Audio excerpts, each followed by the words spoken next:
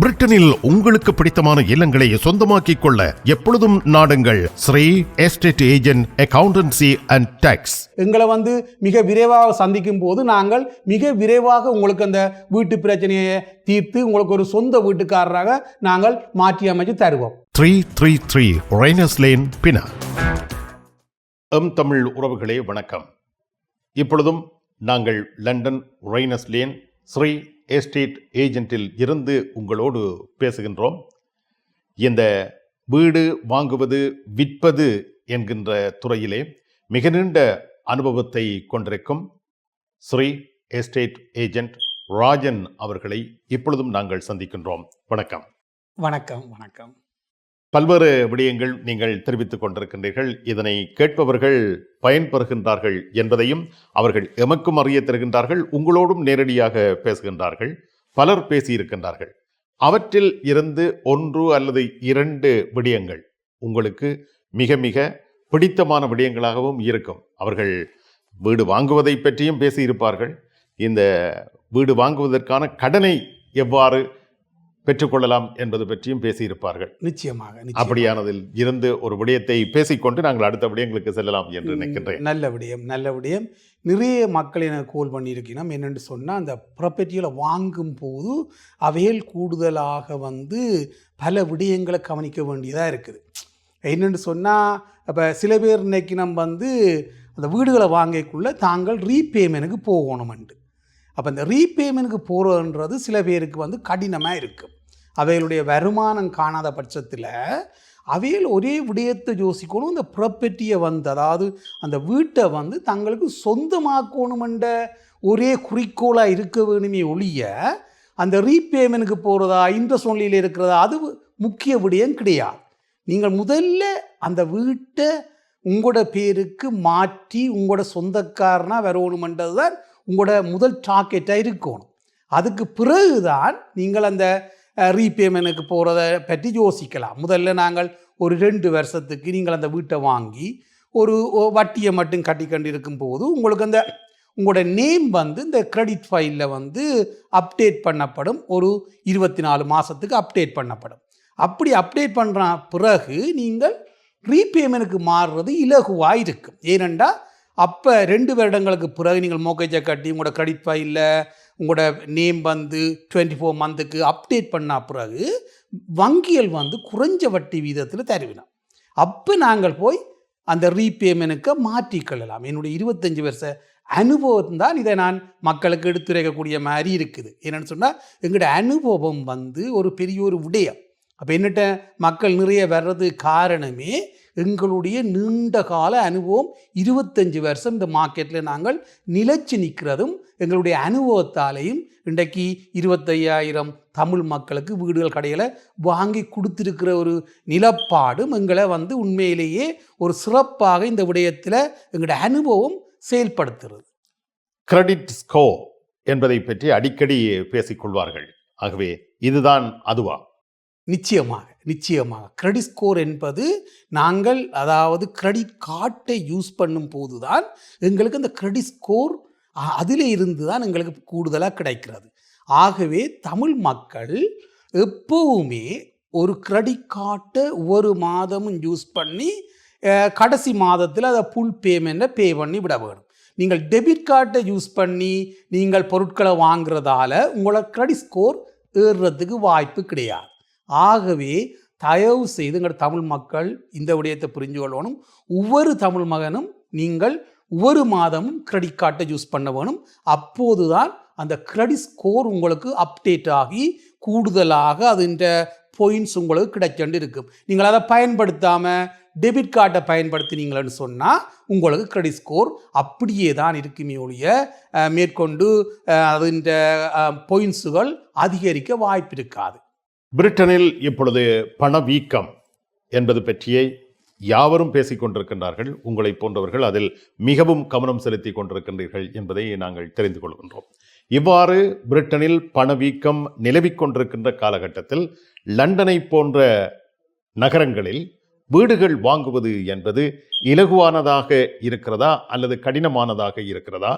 அப்படி என்றால் நீங்கள் கூறக்கூடிய ஆலோசனை என்ன மக்களுக்கு? ரைட், நல்ல ஒரு கேள்வி. இதுக்கு முன்னம் உங்களோட பங்களிப்புன்றது இன்றைக்கு நேற்றில் 25 வருஷமாக என்னோட இருக்குது. இன்றைக்கு 25,000 தமிழ் மக்களுக்கு மேலே வீடுகள் கடைகள் வாங்கினதுக்கு நீங்கள் உங்களுடைய பங்கை நிறைய, அதாவது வியாபார நோக்கங்களுக்கு அப்பாற்பட்டு தமிழ் மக்களுக்கு இது ஒரு நீங்களும் விரும்பி என்னோடு இணைந்து இந்த சேவையை செய்வதற்கு என்னுடைய மிக கூடுதலான நன்றி. தமிழ் மக்கள், அதாவது இந்த என்னுடைய நிறுவனத்தில் நிறைய பேர் பயன்பெற்றிருக்கணும். அவர்கள் சார்பாகவும் உங்களுக்கு அந்த நன்றியை தெரிவித்துக் கொள்கிறேன்.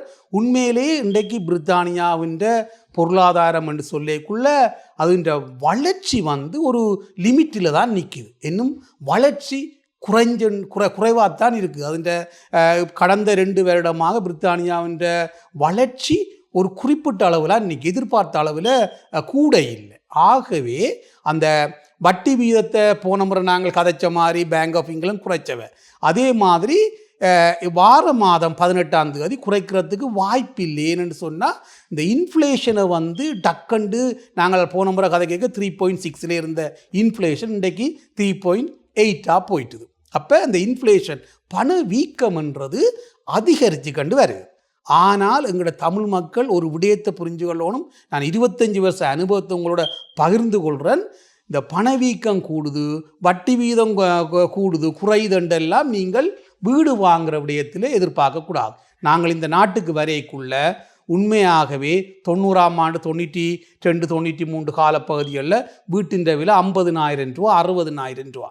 இன்றைக்கு இந்த வீட்டின் விலை 6 லட்சம் ரூபா, 7 லட்சம் ரூபா போகுது.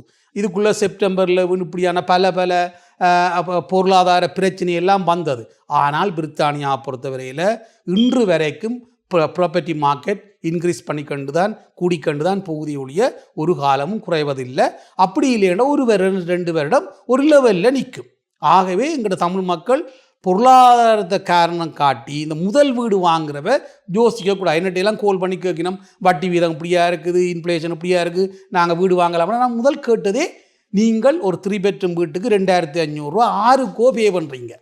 அந்த 2,500 ரூபா உங்களுக்கு பே பண்ணிக்கொண்டு வந்தீங்கன்னா 2 வருஷத்தில் அந்த 2,500 ரூபா உங்களுக்கு 4 மடங்காக கிடைக்கும் திருப்பி. அப்போ நீங்கள் ஒரு டிபாசிட்டை போட்டு வீட்டை வாங்குறது மிக முக்கியம். தமிழ் மக்களுடைய பொருளாதாரம்ன்றது பிரித்தானியாவில் அசையா சொத்துலாம் தங்கியிருக்கு. ஆகவே அசையா சொத்துண்ட விடயத்தில் என்னென்னு சொல்கிறேன்னு சொன்னால் வீடு, semi commercial property, free hold, இதில் தான் எங்களுடைய மக்களுடைய பொருளாதாரம், எங்களோட சந்ததிக்கு, எதிர்கால சந்ததிக்கு நாங்கள் விட்டுட்டு போகிறது, எங்களோட பொருளாதாரத்தை எங்களோட வர்ற சந்ததிக்கு நாங்கள் விட்டுட்டு போகிறது எல்லோருமே வீடு வாங்குவோம். இது என்னுடைய வியாபாரத்துக்கு அப்பாற்பட்டு சொல்வது என்னன்னு சொன்னால் என்னுடைய அனுபவம். நாங்கள் 25 வருஷம் பெற்ற அனுபவத்தை உங்களோட பகிர்ந்து கொள்கிறேன்.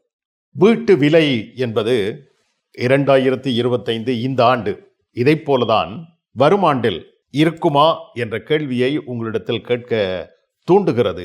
ஏனென்றால் இந்த ரஷ்ய உக்ரைன் யுத்தம் என்பது ஐரோப்பிய நாடுகளுடைய பொருளாதாரத்தை வெகுவாக பாதித்திருக்கிறது.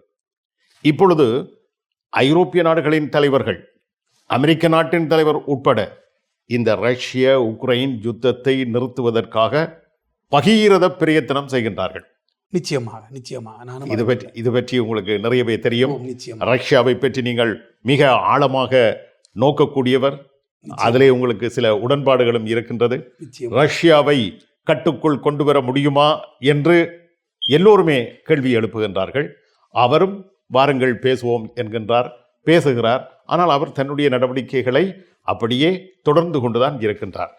இந்த விடயத்துக்கு அப்பால் இந்த போர் சில வேளைகளில் நிறுத்தப்பட்டு விட்டால் இந்த வீட்டு விலைகள், பிரிட்டனுடைய பொருளாதார நிலை மாற்றமடையுமாக இருந்தால் வீட்டு விலைகளுடைய நிலைமை எவ்வாறு இருக்கும் வருகின்ற ஆண்டில்?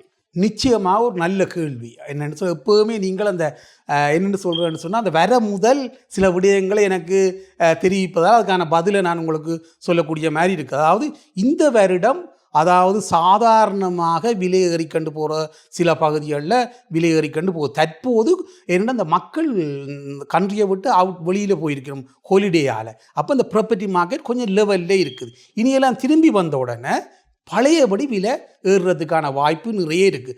அதை விட வார வருடம் என்னுடைய கணிப்பின்படி கிட்டத்தட்ட பார்த்தீங்கன்னு சொன்னால் 15% விலை ஏறுறதுக்கான வாய்ப்பு நிறைய இருக்குது. இந்த யுத்தங்கள் ஒரு இடைஞ்சலை தராத பட்சத்தில் பிரித்தானியான்ற ப்ராப்பர்ட்டி மார்க்கெட் நிச்சயமாக வார வருடம் ஒரு 15-20% அதிகரிக்கிறதுக்கு வாய்ப்பு இருக்குது. ஏனென்று சொன்னால் இன்ட்ரெஸ்ட் ரேட் நிச்சயமாக ஒரு 2.5 3.5 தான் வார வருடம் வரும்.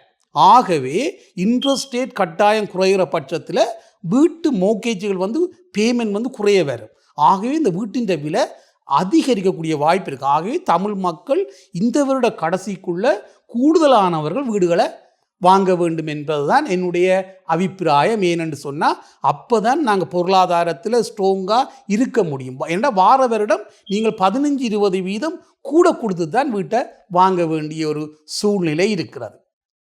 15% அதிகமாக கொடுக்க வேண்டிய கட்டாயம் ஏற்படும் என்பதை ஸ்ரீ எஸ்டேட் ஏஜென்ட் உரிமையாளர் ராஜன் அவர்கள் தன்னுடைய அனுபவத்தின் ஊடாக அதனை உங்களுக்கு எடுத்து கூறுகின்றார். வீடு ஒவ்வொருவரும் வாங்க வேண்டும் என்பதை அவர் அழுத்தம் திருத்தமாக கூறிக்கொண்டிருக்கின்றார். இந்த நிகழ்ச்சியில் நாங்கள் பேசிக்கொண்டிருக்கின்ற அத்தனை நாட்களும் அவர் சொல்கின்ற ஒரு விடயம், தமிழ் மக்கள் தங்களுக்கான ஒரு சொந்த வீட்டை வாங்க வேண்டும். அதனை அவர் அடிக்கடி சொல்வதற்கான காரணம் என்ன என்று அவரிடமே கேட்போம். நிச்சயமாக நாங்கள் புலம்பெயர்ந்த நாட்டில் வாழ்ந்துருக்கிறோம். எங்களுடைய சமூகம், தமிழ் சமூகம் பொருளாதாரத்தில் அசைக்க முடியாத ஒரு சக்தியாக வர வேணும். அதுக்கு அந்த அசையா சொத்துன்றது வீடு தான். வீடு, கடை, இதுகளில் அவையில் கண்ணை மூடிக்கண்டு தங்களோட முதலீடை செய்யலாம்.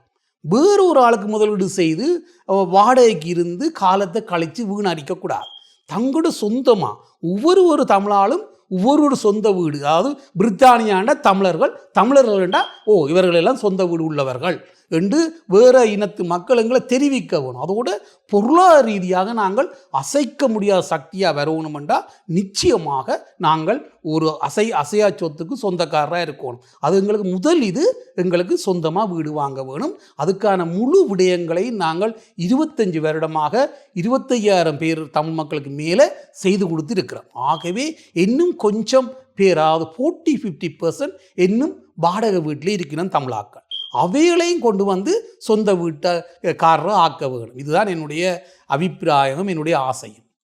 நல்லது, உங்களுடைய ஆசை விரைவாக நிறைவேற வேண்டும் என்று நாமும் வாழ்த்துகிறோம். உங்களுடைய ஆசை என்பது சாதாரணமான ஆசை அல்ல, நல்ல ஆசையாக இருக்கிறது. ஒவ்வொரு தமிழ் மகனும் ஒரு வீட்டின் உரிமையாளராக மாற வேண்டும் என்பதை நீங்கள் வலியுறுத்தி அது தொடர்பாக செயல்பட்டு கொண்டிருக்கின்றீர்கள். எவர் எந்த நேரத்தில் உங்களோடு தொடர்பை ஏற்படுத்தி கொண்டாலும் அவர்களுக்கு ஆலோசனை வழங்கவும் அவர்களுக்கு வழிகாட்டவும் நீங்கள் தயாராக இருக்கின்றீர்கள். உங்கள் பணி மென்மேலும் தொடர எங்கள் வாழ்த்துக்கள். மிக்க நன்றி. வணக்கம். நன்றி, வணக்கம். வணக்கம். பிரிட்டனில் உங்களுக்கு பிடித்தமான இல்லங்களை சொந்தமாக்கிக் கொள்ள எப்பொழுதும் நாடுங்கள் Sri estate agent accountancy and tax. எங்களை மிக விரைவாக சந்திக்கும் போது நாங்கள் மிக விரைவாக உங்களுக்கு அந்த வீட்டு பிரச்சனையை தீர்த்து உங்களுக்கு ஒரு சொந்த வீட்டுக்காரராக நாங்கள் மாற்றி அமைச்சு தருவோம். 333 ரெய்னர்ஸ் லேன், பினாங்.